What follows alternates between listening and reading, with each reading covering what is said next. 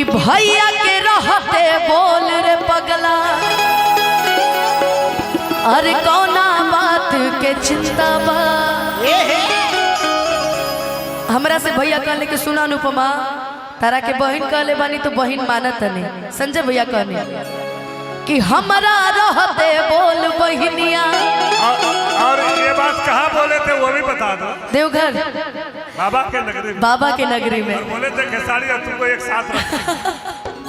कौना बात के चिंता बा। संजय भैया कहने की सुन कि तोहरा के कवन हाथ लगा दी चपल बघवा जिंदाबाद। तोहरा के कवन हाथ लगा दी चपल बघवा जिंदाबाद।